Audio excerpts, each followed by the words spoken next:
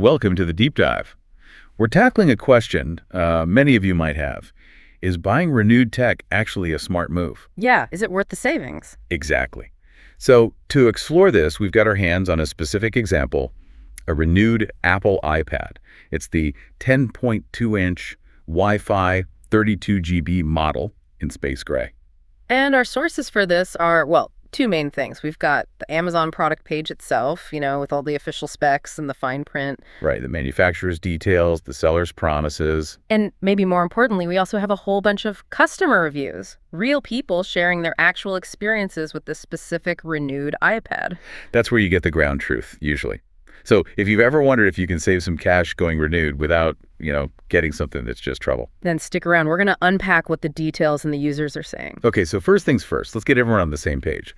What exactly does Amazon Renewed mean when you see it on a listing? Right. So Amazon Renewed, it's basically a program Amazon runs. They take pre-owned products, and these products go through inspection, testing. Like a checkup. Exactly. And refurbishment if necessary.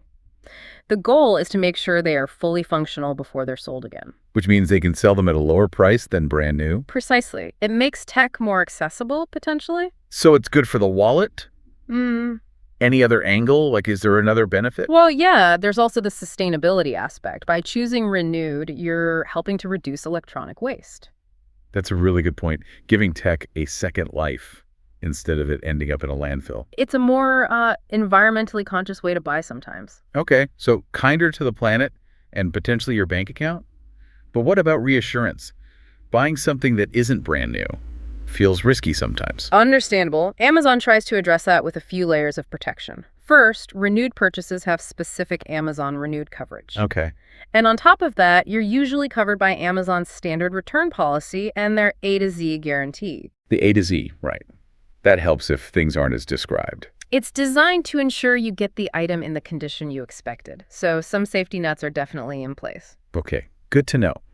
Now, what about the bits and pieces that come with it? Like a new iPad has a charger, cables. What do you get with Renewed?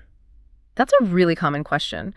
With Renewed products, they promise to include accessories that are equivalent, compatible, and fully functional. Equivalent, compatible. Okay. Does that mean original Apple accessories? Not necessarily. That's the key thing to note. They might not be the original manufacturer's branded accessories. Ah. So you'll get what you need for the iPad to work: a charger, a cable, but they might be third-party ones. Functional, but maybe not Apple. Got it. Functional, but perhaps not the official kit. And the box, does it arrive looking obviously secondhand? It can vary. Sometimes it might be in the original packaging if it's in good shape. Okay. But it's also quite possible it'll arrive in a new, clean cardboard box, a generic one. Their main focus is just making sure the device is safe during shipping. Makes sense. Protect the product itself. Now, you often see different condition labels on these renewed items, right? Like excellent or good. What do those actually tell us? Yeah, those grades are mostly about the cosmetic condition, how it looks. Right. Scratches and stuff. Exactly. So premium is usually like new, basically no visible flaws. Excellent might have tiny, tiny blemishes you'd barely notice. Okay. Good could have some light scratches or scuffs, things that are visible but not major. And acceptable will likely show more obvious signs of previous use, maybe more noticeable scratches or dents. But functionally. That's the crucial part.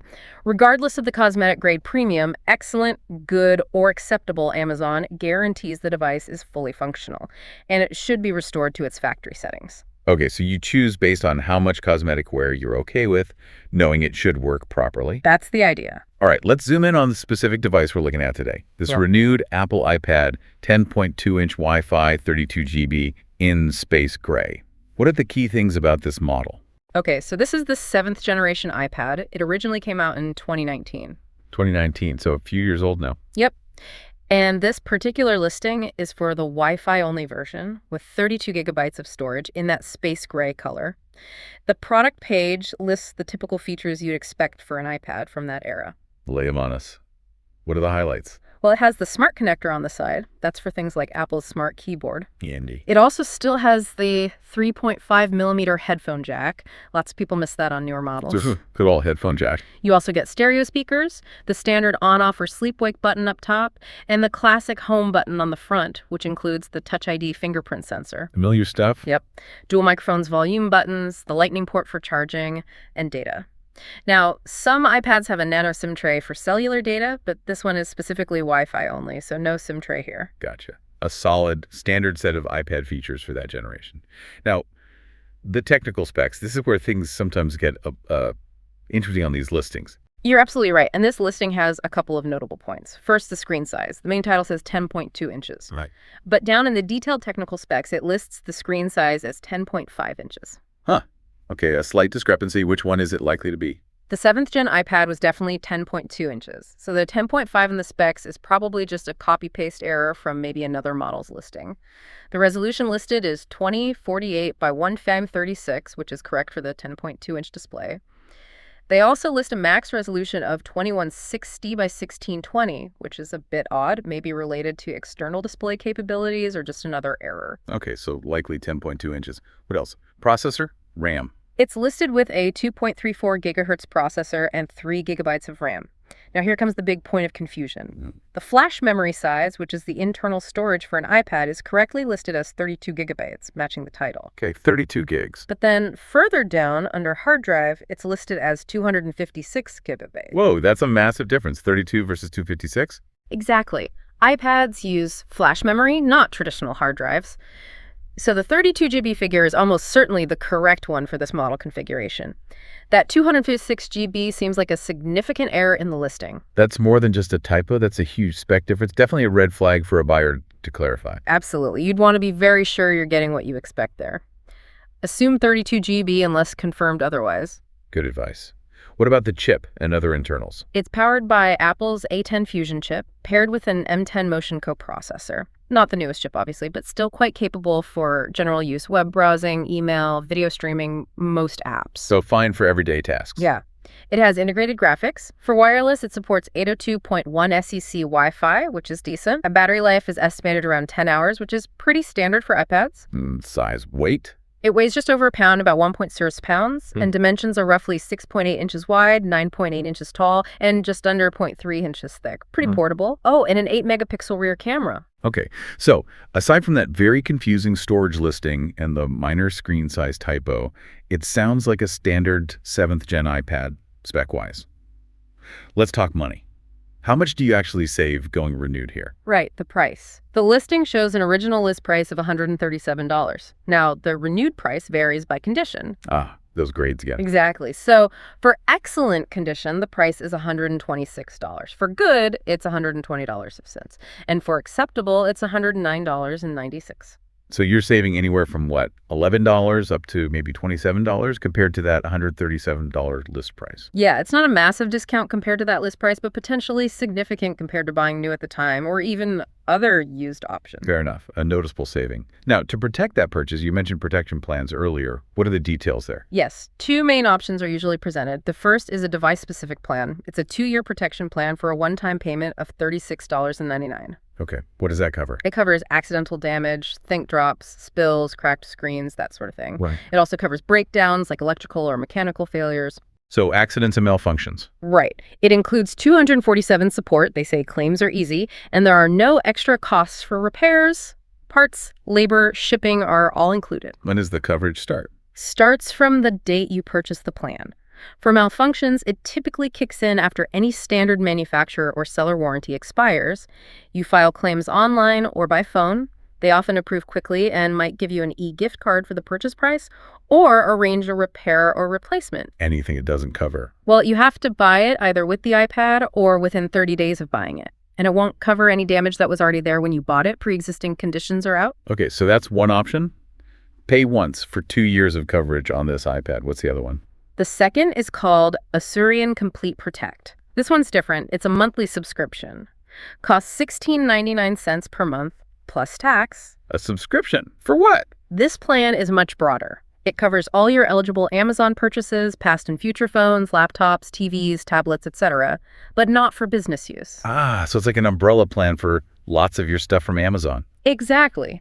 And it covers accidental damage from handling drops, spills, screens again, plus malfunctions, power surges, even normal wear and tear. That sounds quite comprehensive. When does that coverage begin?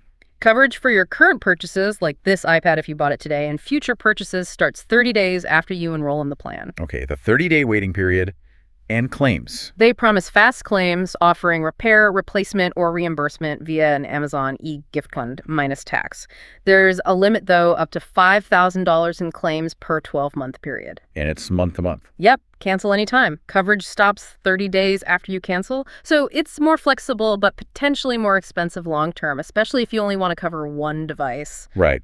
Two very different approaches to protection. Depends on your situation. Now, what if you just get the iPad and, well, you don't like it or it's not as described? What's the basic return policy? Amazon generally offers free returns on many items, usually providing at least one free shipping option.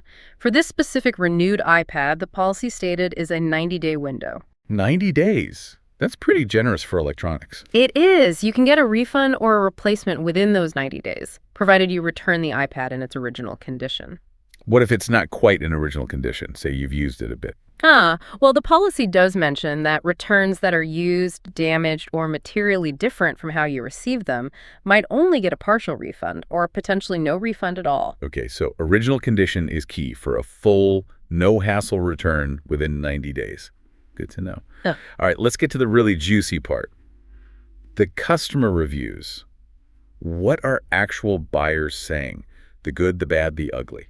Okay, so digging into the reviews, you definitely see a mix, but some strong themes emerge. On the positive side, a lot of buyers were actually really happy. Yeah. Many reported the iPad looked and worked basically like new. This was especially common for people who ordered the excellent condition ones. So the grading seems to matter. It seems so. Screen quality was often praised, people saying it looked brand new, vibrant, sharp, no scratches on the glass. That's great. What else? Ease of setup was mentioned frequently. People found it simple to get going.